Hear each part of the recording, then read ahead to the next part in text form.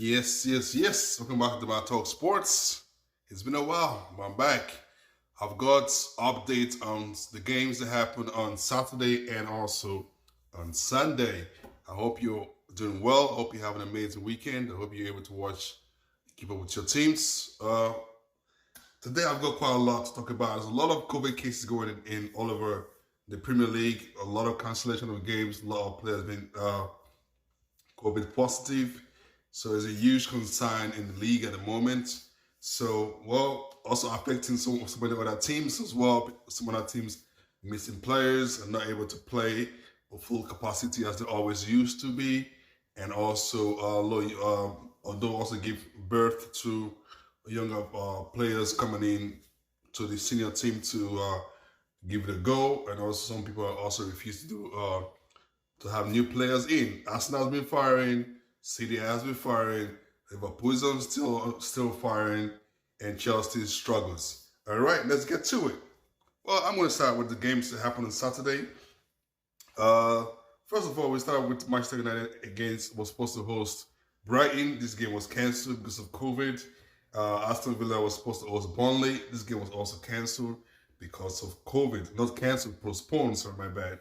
Southampton was supposed to host Brentford. This game was postponed. Watford was supposed to host Crystal Palace. This game was postponed. West Ham was supposed to host Norwich City. This game was postponed. But the last game in here was Leeds hosting Arsenal. Now, this game is a 4-1 trashing for Leeds.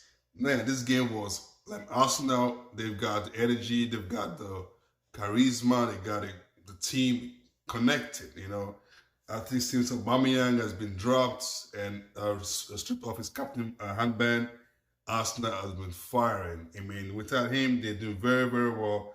The young lads like Gabriel Martinelli the guy has been so amazing. I know Arsenal fans have been hoping and pushing and praying that he have a go at the games, and finally it's time is here. He saw himself banging 2 goals in the situation in this particular game to give them a 2-goal lead in the first half. And the third goal was scored by Bukayo Saka to make it a 3-0 in the first half. This game was impressive. Granit Xhaka is back. It's back to the first team as well. Like I said, it's starting now, laying in the front line, which is something that worrying part because the fact that his contract is running out, but still leading the front line of Arsenal. So we don't know what happens when a contract runs out. What happens? Are they going to just not have anybody to fit that position? The new guy comes in and hasn't played with the team yet, so I don't know what they're doing. Second half started. Leeds was able to get a penalty kick at the 75 minutes, which was called by Rafinha to make it 1-3. And not until 84th minutes, Smith Rowe was introduced to the game and was assisted by Martin Odegaard to make this a 4-1 victory for Arsenal. This game saw a few yellow cards out there. Granit Xhaka got a yellow card. Robin Kush had a yellow card for Leeds. And a few stout Dallas also got a yellow card. In this game, there was a chance that Xhaka should have got a red card in this particular game, but it wasn't given. So good luck for him for escaping this process. This game was impressive. A lot of action packed. We all know Leeds like to attack. So Arsenal meets that pace and also outsmart them in the pace wise, the creativity and everything. Arsenal was on point. Although we all know Leeds is missing out so many of their players, sure through COVID as well, and also injuries as well in this situation, but the match still went ahead. All right, let's go into other games that happened that particular day. Let me quickly touch in a different league, maybe 1 or 2, depends on who's playing. La Liga, yes. I'm going to just touch a few 2 games in here. Barcelona was hosting Elche. This game was a 3-2 victory for Barcelona. It's a huge point for them. They definitely need every single point they can get at the moment, with them struggling with 2 wins, 2 draw, 2 loss. So this is another win for them to add to their trophy to their list. And yeah, Javi came out and was quite disappointed with the comment about some of the players are not properly Barcelona players. They don't have uh, what they need to excel in a particular club. But that's straight for another day. Yeah, and the same day saw Sevilla hosting Atletico Madrid. This game was a 2-1 victory for Sevilla. Rakitic had a beautiful goal in the 7th minute to make it a 1-0. And the second goal came in. Felipe for Atletico scored to make it 1-1 in the first half at the 33 minutes. It was assisted by Thomas Lamar. And not until the 88th minutes, a beautiful goal, Lucas Ocampo scored to make this a 2-1, which was assisted by Jules Koundé, the defender, to make it a 2-1 victory for Sevilla in this situation. All right, going to look into the games that happened today. Everton was supposed to host Leicester. This game was also postponed because of COVID as well, and this is a huge thing. But Newcastle was hosting Manchester City. Now this game happens pretty well. Manchester City, we all know, they are really firing. They are really posting. They possibly might be the leaders who's going to win the league this season. They look like it. They're not stopping. Whenever they get a chance, they bag you a lot of goals. That's for sure. All right. So first goal came in at the 5th minute. Ruben Diaz, assisted by John Cancelo. Second goal came in at the 27 minutes. Assisted by was scored by John Cancelo. Assisted by Riyad Mahrez. And also, this was 2-0 first half. Second half started. 63 minutes. Real Mahrez scored scored his goal.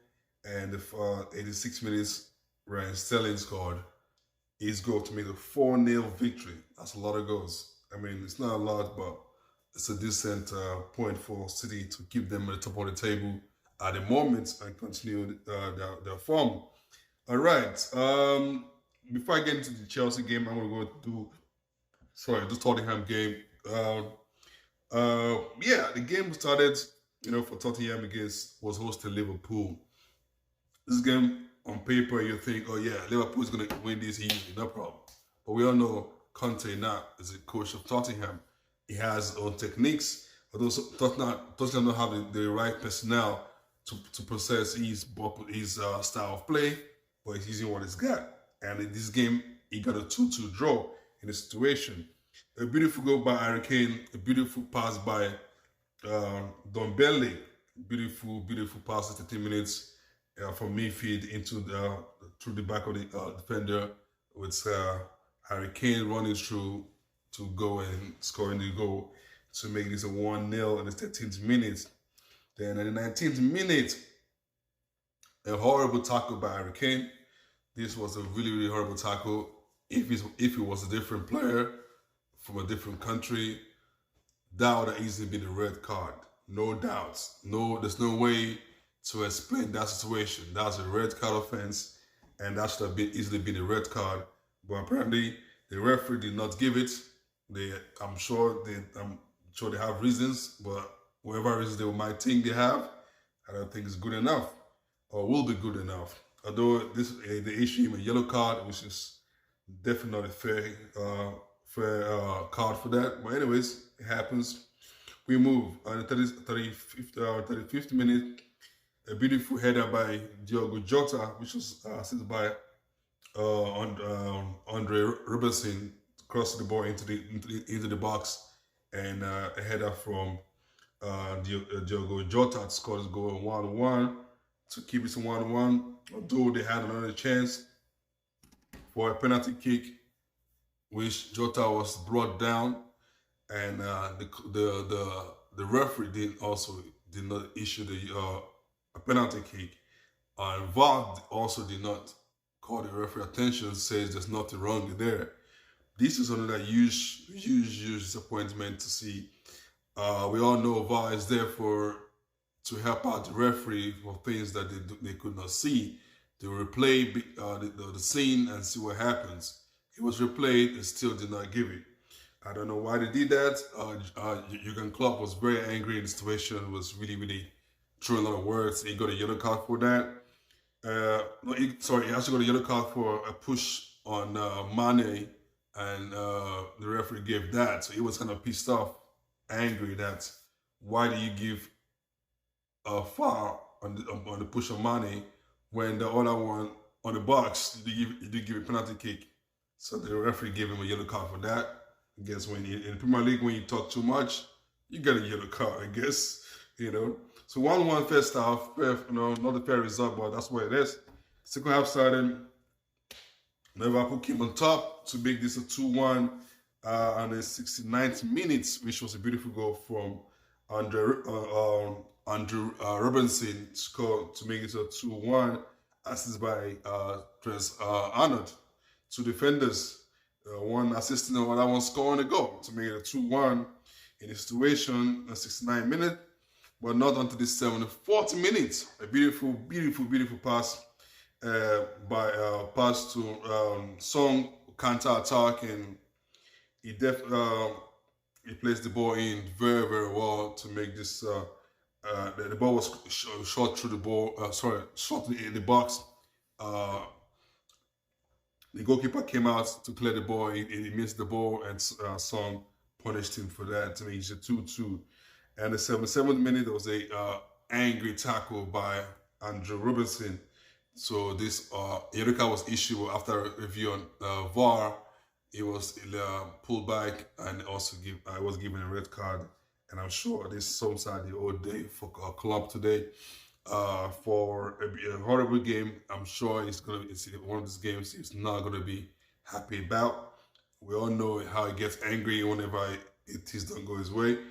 For a game where he should have gotten the yellow card against his opponent and also a penalty kick, didn't get none of those, and end up having a penalty kick for his player and having to draw the game. So this is a huge setback for him, which also, but it's a blessing for City because when he moved them a little bit further away from Liverpool as well.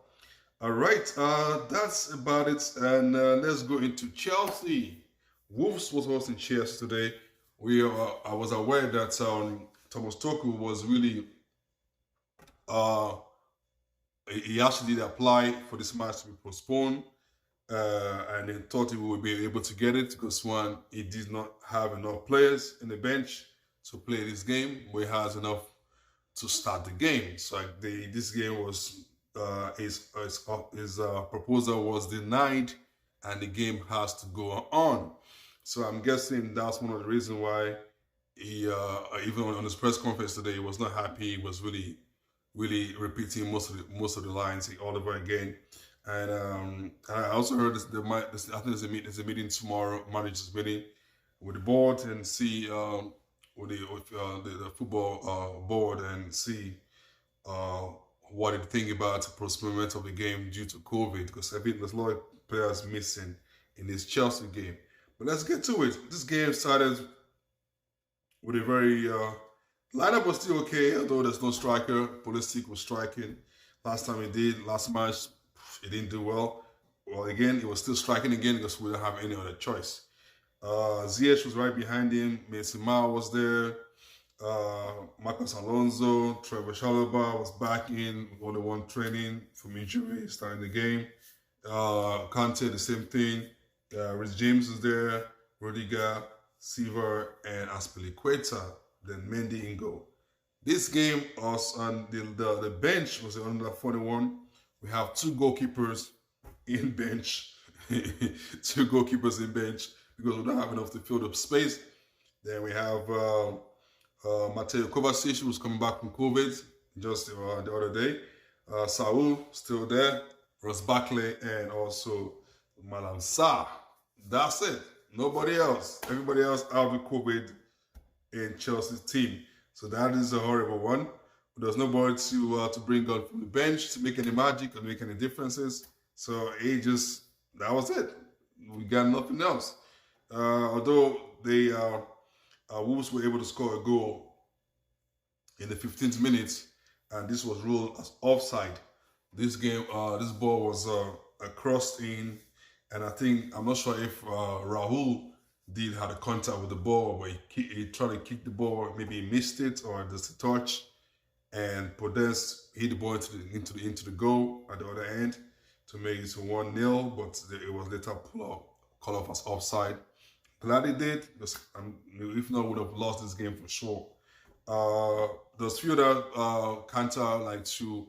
I mean, Kante was impressive in this game. He was really pushing hard, creating chances, and